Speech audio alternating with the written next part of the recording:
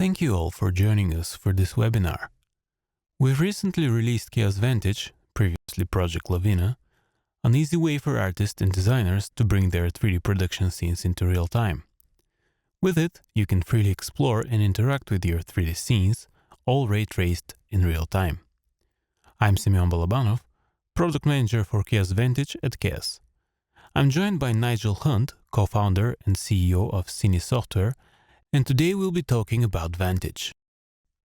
In this first part of the webinar, I'll briefly walk you through what Chaos Vantage can do, how easy it is to use, and how it can help you visualize your projects in real time. In the second part of our webinar, Nigel will talk about how Urban have been using Chaos Vantage in their workflow. Q&A will be open throughout the sessions, so post your questions in the chat box. So let's get started. To demonstrate how easy it is to ray trace your scenes in real time with Chaos Vantage, I'm going to be using a scene from Evermotion, specifically Argvis Interiors 44 Scene 2. You can see I'm using the quad viewport layout, and this is because I'm going to be placing Vantage on top of the upper left viewport. By using Live Link, I'll be able to see the changes I do in 3ds Max rendered directly in Vantage in real time. So let's start Live Link. I'm going to minimize the VFB. And once Vantage starts, we'll be able to see that the connection was established by the Live Link text on the bottom. Now I can move around, but as soon as I start manipulating 3ds Max, you will see Vantage goes behind 3ds Max, and this is undesired. To fix this, I'm going to go to Edit Preferences, and in the UI tab, I'm going to enable Windows Always on Top. This way, Vantage will always stay on top, even if I try to manipulate and change things within 3ds Max.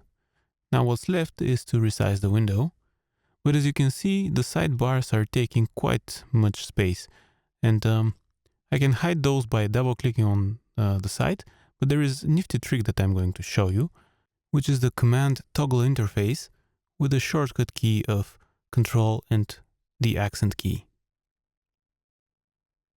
Okay. Pressing the shortcut key hides the interface and leaves only the viewport visible so that we can have more screen space. Let's resize the window a little bit better so that we can fit in the viewport of 3ds Max. All right. Okay, so now I can modify the scene freely, as you can see, especially from the camera, and everything I modify in 3ds Max will be reflected in Vantage. I have my viewport locked to the active camera, but you can switch that to the perspective or any other viewport by unchecking the lock here in the render setup dialog, and you can see that now Vantage renders the perspective viewport. However, I prefer locking that to the active camera so that I always see the composition that I'm currently working on. We've recently released Chaos Cosmos, a 3D content system that reduces the process of staging interiors and environments to a few clicks. All assets are render ready and really easy to use to give users a consistent experience across the Chaos ecosystem.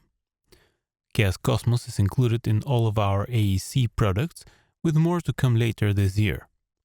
Let's use it now and add some assets in the scene. Let's open up the Cosmos browser. And I'm looking for 3D models in the people category. Let's pick a model, like for example Steve Post 002, and drag and drop it in the viewport. There we go, the model is created and updated in Vantage as well. I'm going to add another model. Let's, I don't know, for example, Nathan Post 026, and drag and drop it as well. It is also updated directly in Vantage and in 3ds Studio Max. Now let's reposition that in the perspective viewport. Okay, let's select the move tool. Somewhere more in the background. Yep, this is fine.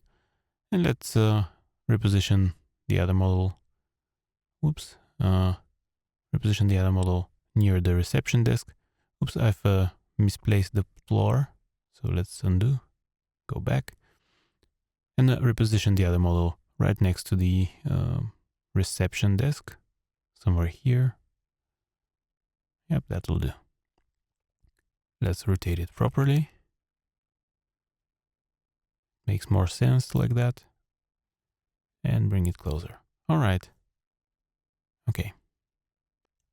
We can continue working in 3ds Max, but this way we won't be able to use Vantage to render animations. As I mentioned before, LiveLink is best used to reflect changes done in 3ds Max. And this is why editing objects in Vantage during a LiveLink session is very limited. So let's transfer our scene to Vantage and continue there. First, I'm going to stop the LiveLink session by clicking on the button again. And once the LiveLink text has disappeared, we know that the LiveLink is closed. Then I can export the scene by pressing the second button on the Vantage toolbar. And that will automatically export a VR scene on a temporary location and load that in Vantage. As you can see, all the object list and material list and the light lister have been populated with the appropriate data, and we can continue working in Vantage. The first thing I'm going to do is change the resolution to something larger so that we get more crispy image, and I'm going to disable the filling of the frame buffer. This way the image will be sharper and we can continue working within Vantage. Since we implemented the Chaos Cosmos browser in Vantage directly, we can open this up and start placing objects directly in the Vantage session. Let's open the Cosmos browser, and I'm going to click on it and make Vantage pause rendering so that the Cosmos browser updates faster. Let's resize that so that we can see more assets. And I'm going to browse. Let's select some category, like let's go with accessories. And I'm going to go to decoration. And I like this tray, so let's drag and drop it. But first I'm going to maximize the viewport using the hotkey we already mentioned. Get closer to this table and and let's drag and drop the tray. The red arrow indicator indicates that the asset is going to be placed along the normal. And let's reposition that. Okay. So I think we can put another person over there, and we need a sitting person for that. So let's select this girl, Lily Post, and reposition that. Okay. We can see the height doesn't match. She floats a little bit in the air, so I'm just going to rescale her. Like so. All right. Not that much. I'm going to rotate her to the left. Adjust it just a bit. Right, okay. This is good. So let's change the lighting a little bit. We've introduced a new mode for the sun and sky system, and that's geolocated type of day. So let's remove the Cosmos browser, go to the home camera, and start adjusting the sunlight. If I click on the sunlight link here, it will select it in the light lister, where I can edit its parameters. Let's select the sun position to geolocation. Now I can specify a geographic latitude and longitude, as well as time of day and date.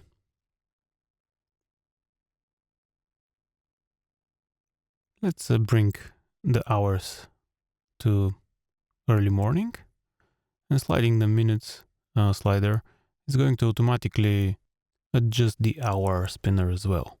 So let's find a good morning or a sunrise position, something like that. Yeah, I like this sunspot because it illuminates the model here much better, gives it a warmer feeling. And if I want to get rid of that, I could just simply adjust the north offset position, and this way the bright spot is almost gone.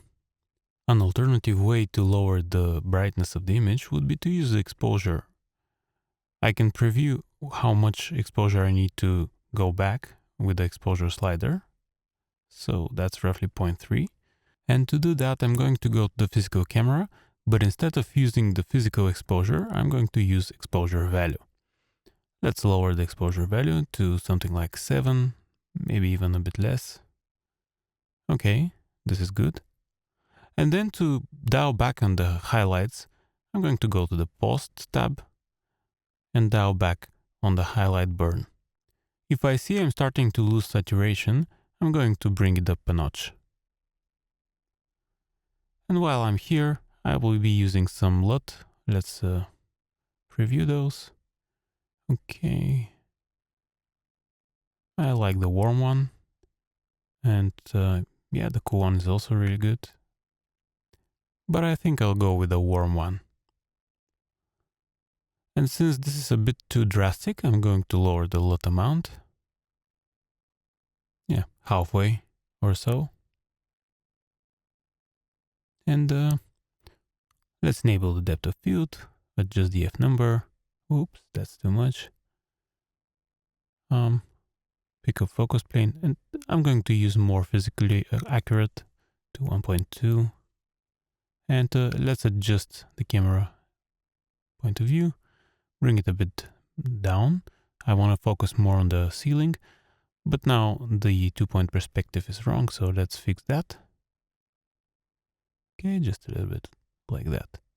All right, so I'm going to save a camera here and move my camera to the left. I'm going to do a panning motion as an animation. Let's update my first camera so that it starts from this position.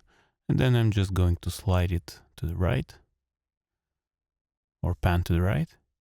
So up here. Let's save another camera. And now we can make an animation between the two states. Okay, something like that. Let's open up the animation editor. And I'm going to drag the first camera. Now, since this is a clip that has a duration, as you can see, it's about 1 second long. And I'm going to make it transient, which makes it a very, very short instantaneous keyframe. Drag the second camera as well. Make it transient as well. And as you can see now, these two keyframes are represented by thin orange lines. I will select the second one, right click, and say add transition before. This way I have an interpolation, which is linear in this case, between the two keyframes. And currently this is of duration 1 second, so let's increase the duration to something like 10 or maybe 7, 8 seconds. And now if I play, the animation is much slower and much nicer. You can see that the range of the animation is smaller than the clip size, and by this arrow here. So I'm going to Alt and scroll out to zoom out and see the whole duration of the transition. And I can also right click and change the tangent or the easing of the curve. And with quads, you can set the ease out of the first keyframe or the ease in for the second keyframe to be smooth. So now the animation starts slow, speeds up in the middle, and then slows down again in the end. But this feels a little bit off to me, so I'm going to switch to only out quad, so that the end of the transition is slowed down and the beginning is linear. And this makes the whole transition appear more smooth and more complete, with a better finish. And here is the same shot rendered with a bit more time per frame to increase the quality. This was only one way of using Vantage to experience your scenes in real time. Let's see Nigel's workflow with a slightly different approach to exploring their projects with ray tracing. Thank you.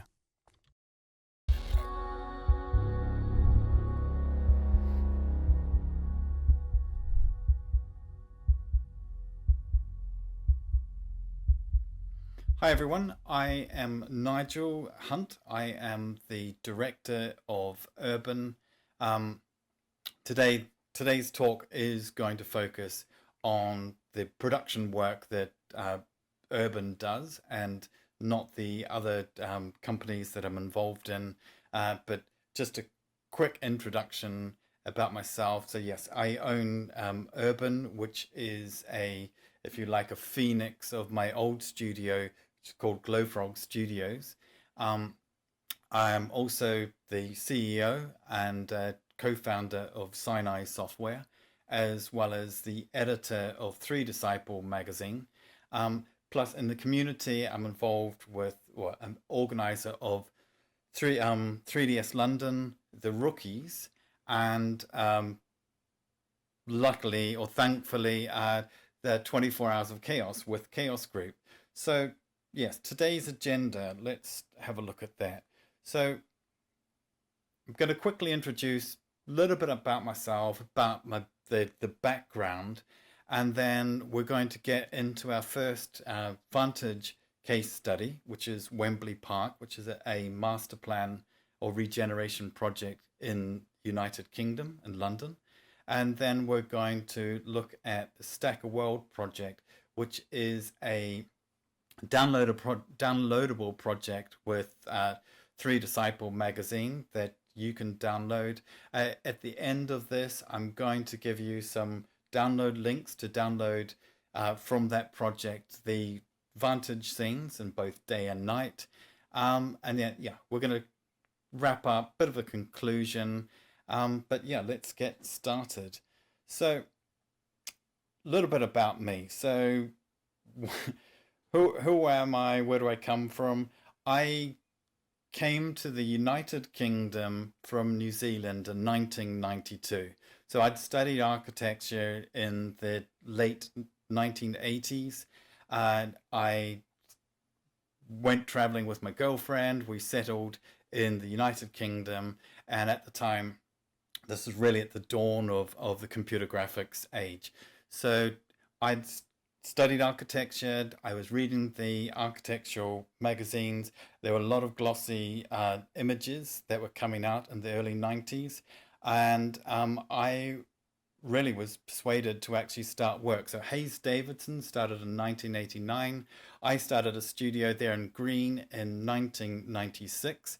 And as you can see, more and more studios have come online as the years have gone past. So these are just UK companies that have started. So I've really, if you like, seen 30 years of architectural visualization and how that's changed from the very, very early days. But we're not going to dwell on that today. I think what I want to do now, let's just jump straight into sharing my screen. Let's just quickly do that from here. Okay. So over the years, having a studio that started in 1996, I was very, very keen to actually diversify away from pure architecture. So I built a studio called Glowfrog that specialized in broadcast visual effects and marketing films. So over the years, these are just some of the TV shows, feature films, big marketing films in the Middle East and around the world. So quick slide showing you that. The other thing we built a reputation for was building cities and big master plans. So you can see from this slide that we would build the entire New York, Manhattan Island, rewind that back 300 years, or in the case of this one down here, that is Dubai Creek Harbour in the UAE, which is an enormous master plan project. Today, though, we're going to talk about Wembley Park. But yeah, lots and lots of master plan work, including going right back in history. We've got Tudor London, we've got ancient Rome. Here's one of the shots from a Kuwait 2035 vision. So this is what there weren't any architects involved. We had to actually come up with the concept design, working with the Kuwait royal family on this. Big master plan project in Shenzhen in China that has 35,000 animated cars. Dubai Creek Harbour. I don't have time to actually go over this film, so I'll skip over that. And ancient Rome, entire ancient Rome built, and Tudor London. So it's great fun working on these projects. Does involve quite a lot of work, involves quite a lot of software, script writing, hence where SINi software came from, actually making these sorts of projects. But that's for a different story altogether. Back to me, that really gives you a background to some of the work that we've covered. That everything you saw there was rendered in V-Ray and created in 3D Studio Max. Hence, where we're going now with Vantage and the use of Vantage in production. So let's jump straight into that and start to look then at Wembley Park. Okay, so Wembley Park is, as I mentioned before, it's in London. It is the home of British football, but we have been involved in the regeneration project that sits around the stadium itself. So you can see, if I just bring up the pointer here, on the left here, this is an aerial photo from 2020. On the right is the master plan. It's the largest single site of build to rent homes in the UK. And our client has been working on it for best part of 20 years. So if I jump to the next slide, the stats involved, it's quite a big project. So it's 85 acres, which is 85 football pitches. We've been involved on around 90 buildings so far. It's a 25-year project, and there's 8,500 homes. So looking at stats that we've been involved in, we've been involved with the job for around 12 years. We've produced around 750 models and counting. There's live, there's around 200 XREFs, there's around 4,000 V-Ray proxies, and we use 3D Studio Max and V-Ray. So these are just some of the hundreds and hundreds of images we've produced over the years, down to marketing images, interiors, and it's very much an ongoing project. Here's a aerial turntable showing you a chalk render, the V-Ray render in daytime, including all the context model. So we update this regular, or have done over the years. It's been updated quite regularly in both daytime and nighttime, and the client has used this really for informing their stakeholders of as and when different buildings come online. It's been very much an ongoing process. But let's just jump forward. So in 2019, we were asked by the client to look at an interactive application, some way for because they're now moving into the sales process, some way for their sales agents to actually interact with the model. Now we looked at alternative game engines, but because as you saw before, the whole asset has been built in 3D Studio Max and V-Ray, the cost was so prohibitive to actually move this enormous 30 gig asset from what we currently have into the game engine, that we decided to actually work in a different way. And this has been created in Unity, but it's actually camera projecting the V-Ray renders straight into it. But I talked about this at Autodesk University last year, so I'm not going to sort of talk about this much, but you can just see that we'd like to stay within V-Ray. It's a very, very fast way of working. We're creating 360 VRs. That the model is so detailed now that as it's being built, the sales agents are using the VR views to actually sell property. So one of the issues that we've all had to address, or a lot of us have had to address over the last year, is the issue of working from home because of COVID. Um, Most of us, so I'm coming up to almost a year of not actually going into the office. I think I've been in maybe 4, maybe 5 times, but I've had to work from home, as have my team. So, and I should add, as have our clients and all of their team as well. So we've all had to come up with a way of working and collaborating. Now, that becomes incredibly hard when you're trying to share visual ideas or visual media.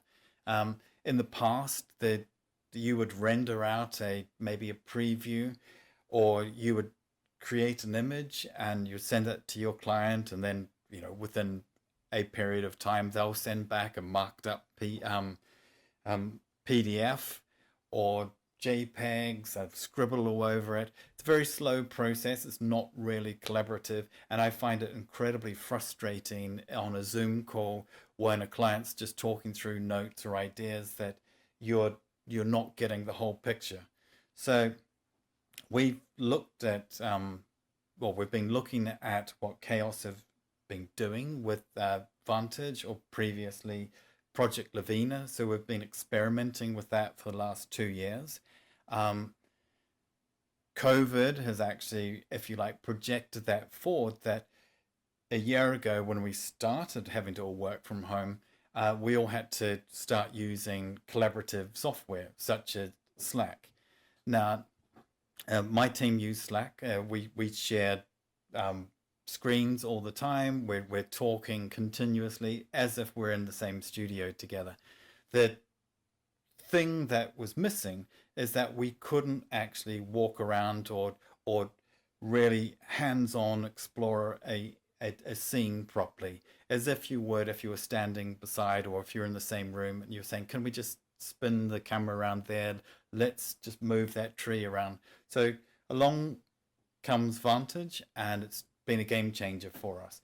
So not just for our internal team. So on a very much a daily basis, we're sharing the 3D Studio Max scene in Vantage. So we'll share that screen, we'll jump straight into Vantage, and we'll walk around the model. And we're starting to discover things, because Wembley Park is V-Ray proxy heavy. I mean, there's thousands and thousands of proxies, and the whole scene is optimized. So the display format is, and we've got everything in box mode, so you can't see if you're looking at the landscape, you can't see anything.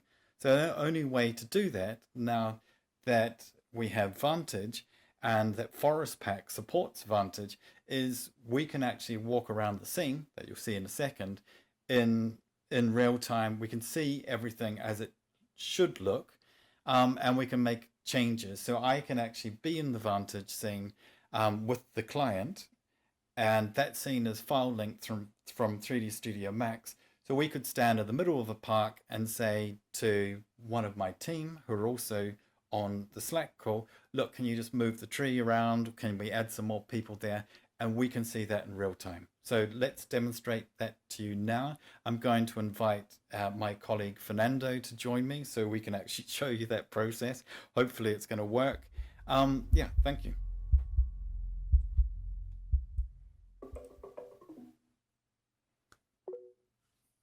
Hi, Fernando. Hi, Nigel.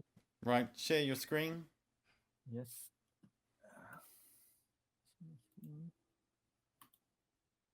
Yes. Can you see it? Yeah, let me draw on that. Yeah. Okay, so we've got a few views to just go through. Shall we cycle through those first and then come back to this one? Yes. Got that one. I got that.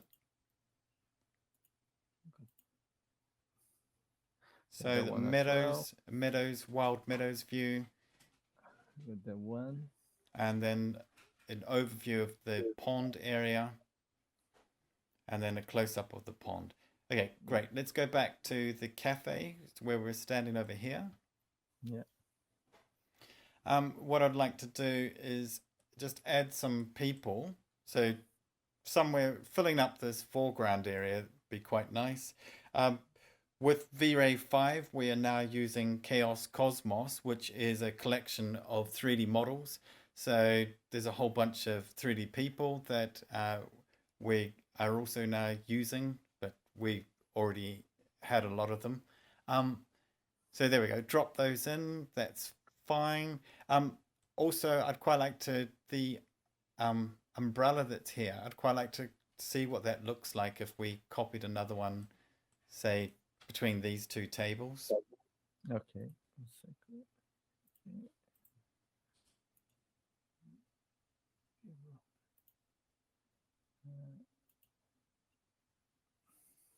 Okay, that's great. Now let's move to that second view, the view through the meadows, the walkway that passed through over there. I mentioned before the fact that we are using a lot of V-Ray proxies. This is all forest pack, all the landscape, so it's really helpful for in Vantage for us to be able to look at the landscape. I noticed before that we might need to paint in some more wildflowers through there. Okay. Let me just turn off the link to paint faster. So you've disconnected the live link so you could just paint in 3D Studio. Yeah, And fast. yeah, because it's, well, there'd be a lag at the moment. Okay, so you paint that up. Okay, that looks good. Yep, we've now got nice flowers. Can we go to that other view that was over there? Okay, 1 second.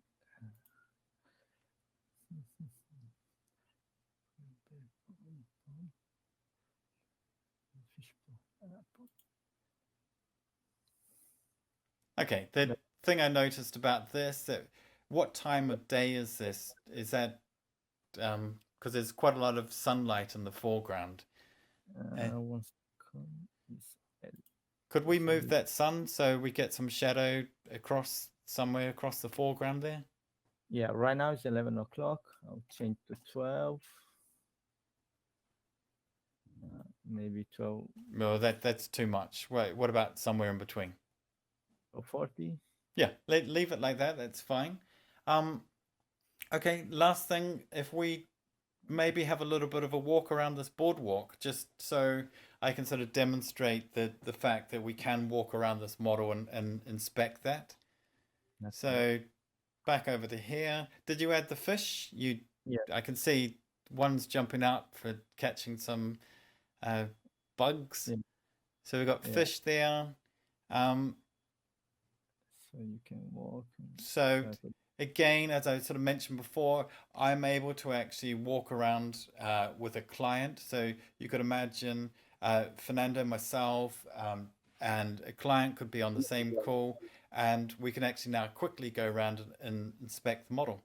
That is, I mean, the forest pack looks lovely there, but that's enough, Fernando, to show me today. Thanks for your help. All right, thank you. Bye. Cheers, bye. Okay, so that shows you the, if you like, the collaborative approach of how my team and myself and me and my clients will collaborate on a daily basis using Vantage. The next thing I want to just quickly talk about is rendering. Now, typically we will use V-Ray, or we do use Corona, but for marketing or final renders, we are discovering that Vantage is proving incredibly useful for really, really quick turnaround renders as well. So if I show you what I mean there, if I hop to the next screen, what we have here is some, if you like, planning renders. So on the right are rendered in V-Ray. That's using a cloud render farm that cost quite a lot of money. It took 6 minutes a frame to render. Now these are just short shots from within a 2-minute film, but you can see this is only used once. It's used for a planning meeting. It's used for a client approval. They look at this, they go, let's make changes to it, and it's redundant. They throw it away, they come back to you and they want to make more changes. So that costs the client a lot of money. It costs you a lot of time and effort to actually upload to the cloud render farm and download. So the alternative we're now using is Vantage. So you can see on the left, the quality is almost the same. It's using, you can see the forest packs in there, the lighting's similar, but it's taking 30 seconds a frame. So that on the left is rendered on one workstation, as opposed to sending to a cloud render farm. It's a bit of a, there's a little bit of a workaround to actually get your cameras in, but I will show you that on the next slide. And if I just cross to that, let's just switch this off so you can actually see. So here's the workaround. It's a way of actually slowing down the recording so that you can actually record a nice smooth camera movement, and it's in the bottom right corner. I've got a QR code to a Vimeo link that's actually going to walk you through that process, so you can look at that properly in your own time, but follow those steps and you'll get the similar results to what I showed you before. There we go. Right, so what we're going to cover next is we're going to jump onto the Stacker World project. I'm going to show you a few other little tricks and fun stuff. Okay, so the final project or case study we're going to look at is Stacker World, which is a downloadable 3ds Max tutorial project that comes with the latest issue of 3 Disciple magazine. I'll put the QR codes to the project and to download the Chaos Vantage VR scenes, both day and night, at the end of this talk. But let's quickly just jump into it. So I'll share with you the screen. So these are renders from Vantage. The reason I use this over V-Ray, I think I've covered that earlier, but these were rendered at 4K. It took 30 seconds an image to render. Running up to the publication of the magazine, I decided that I wanted to create a 2.5-minute trailer for this project. I turned to Vantage because I knew that I could render these sorts of renders straight out of it. It took 30 seconds a frame. So I set myself a challenge to actually make 2.5-minute film in 24 hours. So just want to sort of go over a little bit of that in the last few minutes of this. I'll show you how I created these are day shots. So we moved that pretty quick into night, and I'm going to show you that in a second of how we actually just swapped out the textures from day scene to night scene.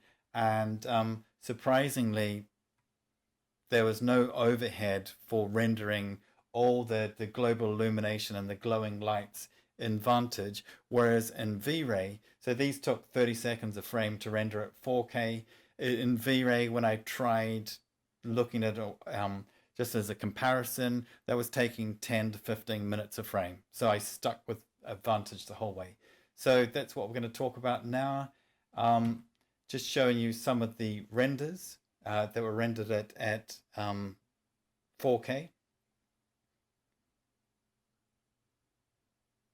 So the project is really promoting a 3D Studio Max script that is exclusive to the magazine. You get everything's bundled with the downloadable.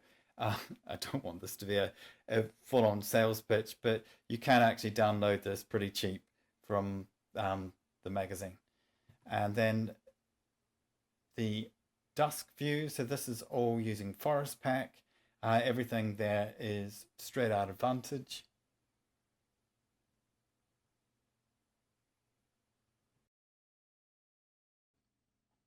Right, now we're back in 3D Studio Max. The first thing that we're going to do, we're just going to connect back to the Vantage link.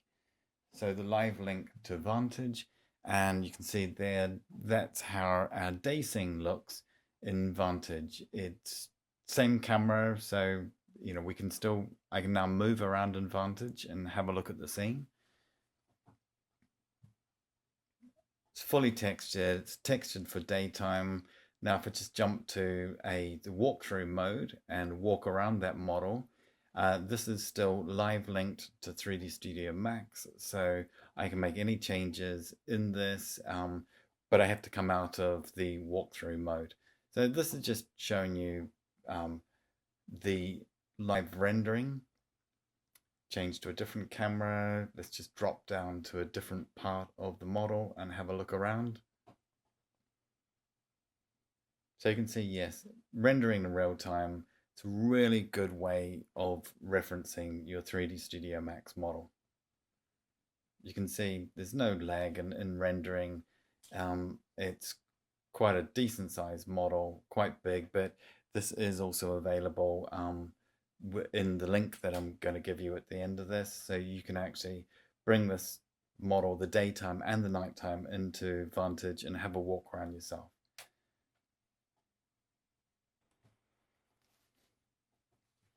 Okay, back in 3D Studio Max, let's convert the scene over to a nighttime. So first thing we're going to do, unfreeze everything, and then we need to actually jump in and change the HDRI lighting. So for this, I'm just going to unfreeze the SINi Illumi layer.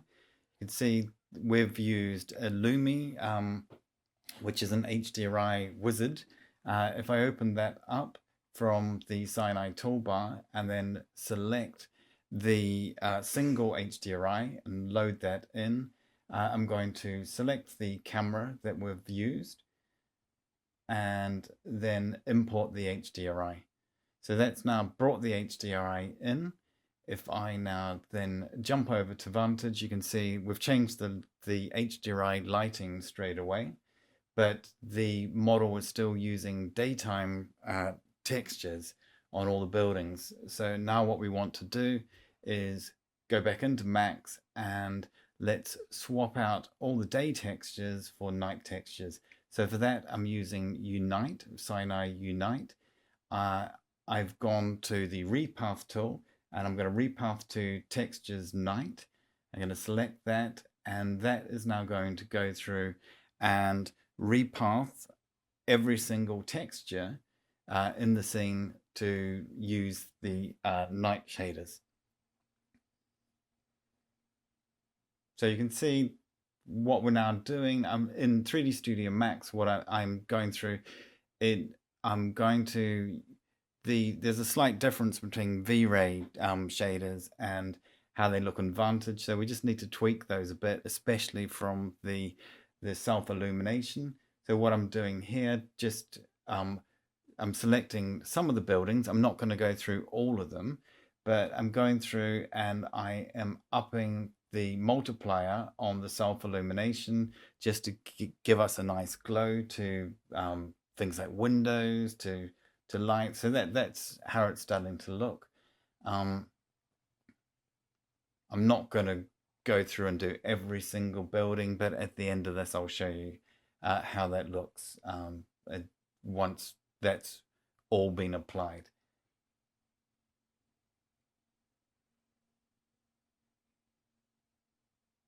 It's a really, really quick method of setting up, say, like a city or street scene with your night lighting. But I should point out that those shaders were designed for this from the very beginning. So let's just jump into the final scene. This is how it looks.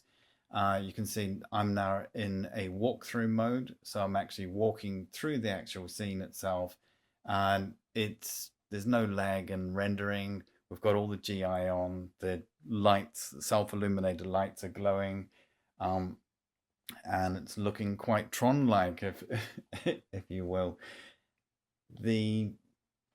What's good about this is I can actually now start to use Vantage again as a reference and start to look at how different areas need to be lit with V-Ray lighting in 3D Studio Max. So I can hop into, say, like the central area, look around, see where I need to put specific lights, or in the case of the bridge, it's quite dark. So maybe what we want to do is add a few more spotlights in there, but that's for a different exercise altogether. So let's just walk across this bridge.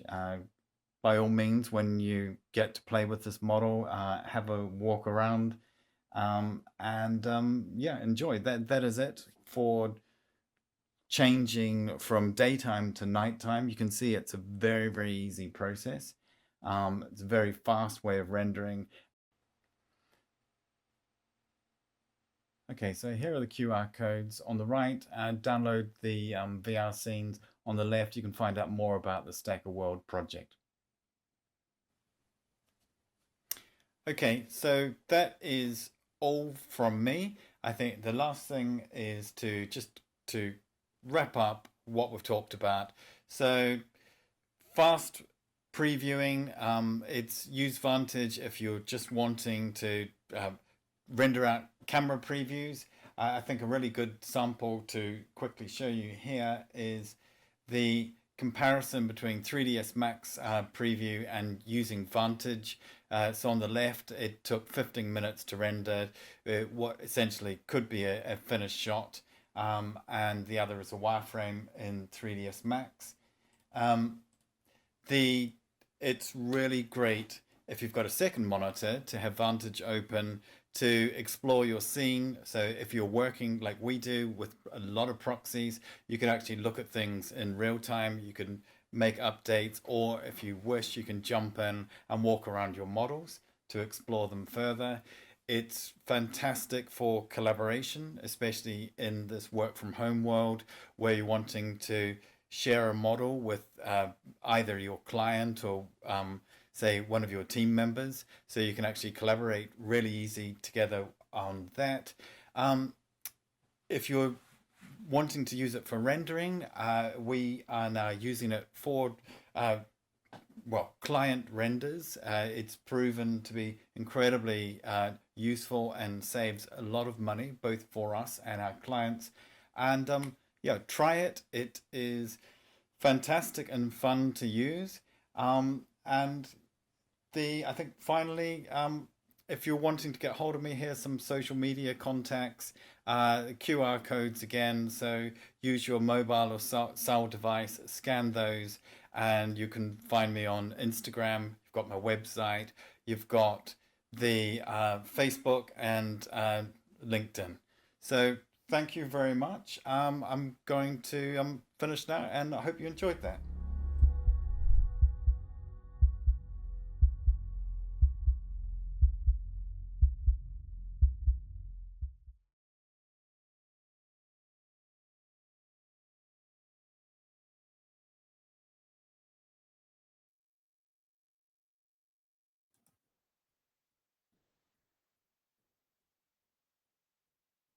Thanks. Okay. Thanks, Okay. Nigel. No, you're Can you welcome. hear us? Yeah. Yeah. First, just to check, can you hear me again back? I hope everyone enjoyed that. Yeah. So thanks, Nigel. Thanks for everyone joining us. I hope you enjoyed our Chaos Vantage presentations. As a reminder, Chaos Vantage is free until June the 2nd, and you can easily download it from chaosgroup.com/vantage. It's also part of the V-Ray collection. We see that there are quite a few questions, but there's still time to ask yours. We'll now try to go over as many as possible, but we'll be checking on all the questions till the end of the show. So please stay tuned. Okay. All right. So everything should be okay. All right. Yeah. So right, let's go over the questions. So there is a question: what is the reason Nigel had to reduce the frame rate in 3ds Max when recording the camera movement? Obviously, that will be for Nigel. Would you like to take this, Nigel? I think we lost him. So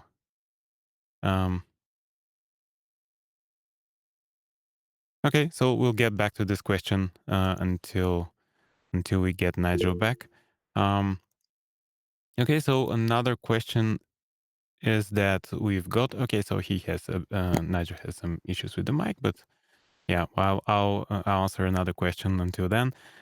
So Bartolomei, sorry about probably mispronouncing the name, but he says, I have a question. Will the topic of flickering be discussed? I believe Anna answered somewhat, or actually asked a bit more. So I have a problem with flickering on my interior scene. Depending on what type of flickering you mean, we sometimes we see flickering generated from fireflies. You know, little tiny specks that appear here and there. That could be one of the reasons. This could be solved by um, clumping the result from the secondary rays as one solution. An alternative solution would be to double check what type of materials are you using. Sometimes BRDFs like Phong with very large glossiness values can produce those. But we will definitely work on some solutions like Firefly filtering to help reduce those. However, if the flickering is caused by something else, so for example, another one that I can think of would be flickering from the denoiser, especially on the sides of the image. These could be alleviated by increasing the resolution over a scan. That's an advanced option in the advanced scene settings, or sorry, in the preferences, where you can just take a uh, a few pixels around more, render a few pixels more outside of the frame of the image, and that will help reduce those. If finally you are talking about interiors flickering, such as slightly brighter, slightly darker spots, that's the last one that I can think of. That could be coming from the denoiser, because the first few passes are really noisy. The first one or two passes of the image, and depending on your setup, this can take up to a second or two to clean up, or maybe a bit more. So in this case, the reasons for these are that you have a more complex lighting scenario. So the way to fix that could be to either um, reduce the higher intensities from the environment, or just wait a little bit to for the image to clean up. Um, but again, these are all speculations. So if you can write us with a more particular example on the forums, we'll gladly take a look at that and give more appropriate suggestions. Um, so the That next was a question. very. Do you want me to jump in and answer a question? Oh, you're here. Okay, yeah, Yeah, absolutely. yeah, no. That luckily, or funny enough, my batteries on my microphone died just after I finished that presentation, so that's fixed now. What your question was? What was the reason that we slowed down the frame rate in Vantage or in 3D Studio Max when we record the Max camera? Yep. It was one of the tips from the Chaos forums to get rid of the stuttering. Now, in Max on a bigger scene, if you push play on the playhead, it sometimes struggles to actually refresh all the geometry, so it's going to start dropping frames. So what we like to do is actually just empty or go into a new scene and record that at the slowest speed possible, and then render it out at, say, like we're recording it at quarter speed, and then we've taken it into Premiere, and it's a nice, smooth camera move. It's a tried and tested technique. It was a suggestion on one of the forums. We've tried it and it works. So for us, it's not a Vantage thing. It's coming from 3ds Max, and it's when we record a smaller scene, such as the one Simeon you showed, it works fine. But because we're working on big master plans, we don't want to take any risk. No, it totally makes sense. Yep, nice one. And thanks for again mentioning the forum. There are some really nice tricks there. There are, and there are a lot of people contributing, and it's a good place to start asking your questions. Absolutely. I saw there's another one for me. Shall I do the next one? Because I'm looking through all these questions and I see there's lots for you and only 2 for me. So obviously everyone was gobsmacked by what I presented or doesn't have a single question. But the next one from Jonathan Birch, why aren't we using RTX 3000 cards? We would if we had hold of them. I'm finding on projects of this size that a single RTX 2080 is perfect for me and my team. We are considering bridging, getting a second one, but that's just because we're greedy and we like doing real-time work.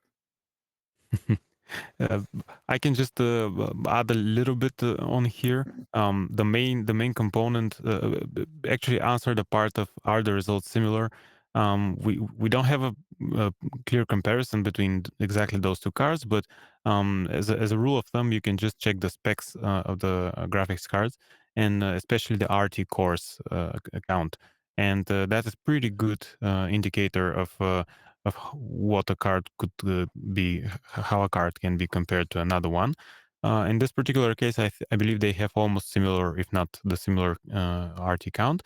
And in that type of cases, usually you will get a slightly better performance from the 30 series because of the increased tensor core count, which also allows better, better AI calculations. This is general. One of the things that we find is if you just change the optimization in Vantage itself. So when I was showing you, I was collaborating with Fernando. He likes to drop the screen size to quite small because we're not really interested in the quality of the work. We're trying to actually look dev a project, and then we can bang it up to HD later. Or if I'm on a call with a client, then it's just be sensible with your graphics card. You can use a lower end one, but don't expect to be working at 4K. Yeah, totally. And resolution is by far the biggest impact on the frame rate. So yeah. And then we have a question from Craig Williams. Thanks, thanks, Nigel. Sorry, it's how rude of me. Thanks for the answers. It's I think we have another one for you actually. But first, Craig asked, would you recommend using Chaos Vantage rather than V-Ray Vision for live viewing? And he had some issues with Cosmos assets. We will forward this. To the appropriate teams. But generally, this should be more of a bug rather than a recommendation. And we recommend Chaos Cosmos with every Chaos product. It is designed to work nicely across all platforms. But yeah, again, if you experience some issues, we will definitely check those and log those in the bug tracking. And the next question, I believe, is more towards Nigel. It's how is Grass created for Vantage? I have been told by Chaos that V-Ray Fur does not work. That is absolutely true. Fur is not supported yet, but actually instances are the way to work around. And let me promote another plugins company for that. Forest Pack from i2 software works perfectly, and you saw everything that yes, I know we or SINi has scattering tools and other tools, but i2's tools work seamlessly with Vantage, and that's why we use it. I mean, you saw everything that I had in my presentation was all Forest Pack. I wouldn't look at anything else, to be honest. It's not Awesome. for, but it's also all our projects are set up that way. So we wouldn't want to use anything else. Well, at least shows interoperability between different plugins and yeah. So yeah, and in short, if you're using some kind of instance of scattering and instancing, that could be a workaround for creating fur or grass. And yeah, okay. So then we have a question from Hamid Reza, and I can't pronounce the second one properly, so I'm not going to butcher it. Apologies again, guys, for not pronouncing properly. So due to restrictions on the sale of RTX series graphic cards, do you intend to launch Vantage for GTX model graphics card? Actually, Chaos Vantage, although it requires hardware ray tracing, the GTX 1080 Ti can run Vantage, but that comes at a significantly lower frame rate in the rates of times 8-10 times lower frame rate, and which delivers quite diminished performance, and we don't recommend that. And the fact is that Vantage takes advantage, no pun intended, from the RT cores again, and the 1080 Ti does not have such cores, so everything has to be kind of emulated, and it becomes really slow. So yeah, this is the matter of fact that we need some type of hardware ray tracing and the graphics card to support that. So in short, anything that supports DXR, and at this time RTX, NVIDIA RTX only. Another question from Pavel, RTX 2060 due to only 6 GB of RAM. There is problem to open such scenes. Yeah, we know that video RAM is a bottleneck, and we are working on ways to try and reduce memory consumption. As general rule of thumb, try not using live link in such scenes, but export the VR scene and then close 3ds Max, because it occupies a bit of VRAM.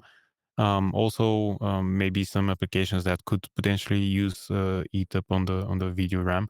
You can use tools such as MSI Afterburner or something similar to track the memory consumption on the graphics card, not only the CPU, and check how you can reduce the load for those and keep the maximum available for Vantage. And one other thing would be, as I said, resolution is very very important for video memory consumption. So you can lower down the resolution first and then open up the VR scene. For example, go from 7020p to something like 540p or even low, and then open up the VR scene. This will guarantee that you have as much memory pool as possible. Then we have Keyframes Animation Academy for Vantage GeForce 2080. Is it better, or versus Quadro RTX 5000 or 4000? I would say that. I would say that in that particular case, the difference would be. Okay, so yeah, it's a little bit difficult, but again, as a rule of thumb, look up for the RT cores amount. The higher it is, the better the performance, and the other difference would be memory availables on the GPU. The Quadros, as a rule of thumb, have larger memory pools, and they can load larger scenes. Yeah, and in this case, 5000 would be more performant than 4000, obviously, but I cannot compare it to the 2080 because I can't remember, the RT cores amount. Gregory asked, does it handle deformation, geometry, particles, liquids, VDBs? is it only good for static scenes? Yes, at this moment, only the only animation that Vantage supports is transformation. So no deformable geometries and no particle support. Fluids could be supported if you're using the geometry mode from, let's say, Phoenix FD, or the geometry mode as a whole. VDBs, in the sense of volumetric, are not supported, and yeah, and they will take some time for us to start supporting those. Yeah, so uh, okay. Diogo ask when Chaos Vantage will work with Cinema 4D, and also Andre, will this be released for the Cinema 4D? So and also elaborate on Maya and Corona. All right, a lot of questions here. So we actually a few updates ago added support for some blocking aspects of very first Cinema 4D, or some things that were not supported in very first Cinema 4D. So if you update to your latest versions of very first Cinema 4D and the latest version of Vantage, you should not have any issues. The only missing feature I would say would be an occasional UVW or UVW issue, and the live link is not yet exposed in Cinema 4D, but both of those are going to be supported in the near term future. So yeah, let us know. Just give it a go, guys, with the latest versions, of course. Update the latest versions, give it a go, and report back to us on the forums, especially if you have any issues. We'd love to know that. And of course, if everything works okay, then also let us know. It's good to know that it works. As well for Maya and Corona. Okay, so live link for Maya is going to be added also in the near term future.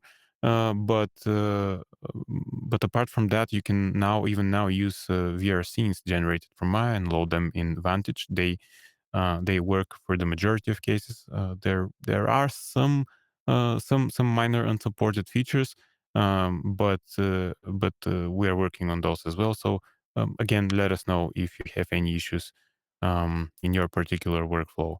As far as for Corona, we do not support Corona at the time. We're looking into ways to make this efficient, to make it efficiently.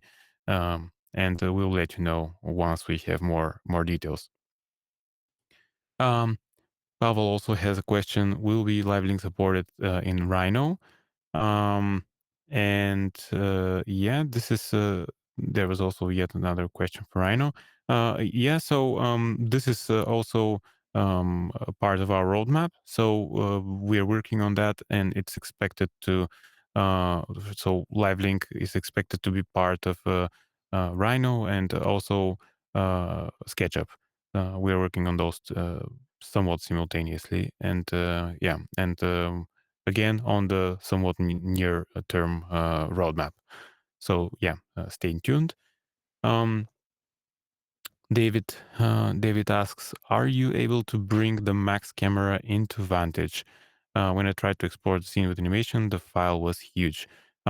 So it, if you obviously we support animated transformations only, or not obviously, but I just mentioned that. Yeah, the camera is supported. We even added support for multiple cameras with the latest update of Viri for 3S Max and Vantage. You should be able to get many cameras as well. The cameras are animated. There shouldn't be an issue, but they will not populate the animated camera track that you see in Vantage. They will be just an animated camera, and that would be yeah, that would be the issue here. The large scene file, sorry, yeah, the large file size of the scene could also be if you have animated deformable meshes, that could increase the size of the scene. So you could try exporting just a static scene if you don't care about that animation, and then in an empty scene just export the animated camera, and you can merge those together in Vantage and get the animated camera as well. So that could be a workaround if you still have Yeah, issues with the animation. Yeah. we've brought in a whole lot of animated characters, and it's a bit like using an Alembic file. It just increases the VR scene size, but that's to be expected because it's recording every single keyframe. It is more or less an Alembic cache. It Mm, just the format is different. But yes, yeah. you're completely right. Uh, okay. Girare, again, sorry, definitely sure I'm not pronouncing the names correct. Apologies, guys. So what is Vantage's approach to virtual reality and goggles? Um, Currently, we only render to stereoscopic images, or panoramic images as a single frame. We are looking into ways to make it more interactive. Um, Excuse me. And the issue with that is the frame rate. Obviously, if we can't supply a decent frame rate of 90 frames per second, it would be a non-feasible solution. So we're looking for ways to um, to optimize some things and then hook into virtual reality and goggles. But yes, this is definitely something that is on the roadmap, and we are researching for that. And Filippo has the same question: is the aim of Chaos to compete with Unreal or Twinmotion for fast, simple 3D work through using standalone apps or VR goggles? Um, that's a relatively long question, but we we are again, everything everything related to VR goggles is something that we are considering. We want to deliver a completely interactive ray tracing to this type of devices. Again, we're talking about devices that need a computer to run, not a cardboard ones, obviously for hardware limitations. But yes, definitely we want to make some way of delivering content directly from Vantage to goggles.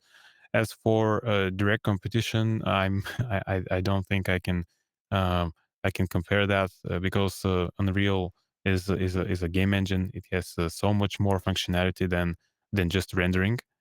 So in that terms, no, definitely not a competition there.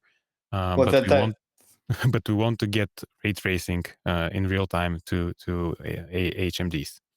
I think as a user, I could just jump in there and say, yes, we use all the technology. So we use Unreal, we use Unity, and we use Vantage. I think the difference, the way we like to look at it, is the others, as Simeon has said, are game engines. They're designed for that sort of gameplay or interactivity, whereas Chaos are a rendering company and they're approaching this from real-time rendering. And Yeah. that is why we stick with it, because it's sped up our rendering pipeline. And yes, we do go back into, for all of our final outputs, we go back into V-Ray, but this is slotted into our pipeline. Mhm. Great way to put it. Thanks. Thanks for that. You're not supposed to talk about your or the other competitors, but I can talk about it from the community point of view. And I think because it's a lot of people do compare renderers to game engines. They're different things. And if you've got to think of them as being Exactly. different. Exactly. Thanks, Nigel. Great discussion. And thanks for the questions. Actually, they sparked that. Then we have a question from Muad. Can Vantage handle animated trees and animated people with higher frame rate?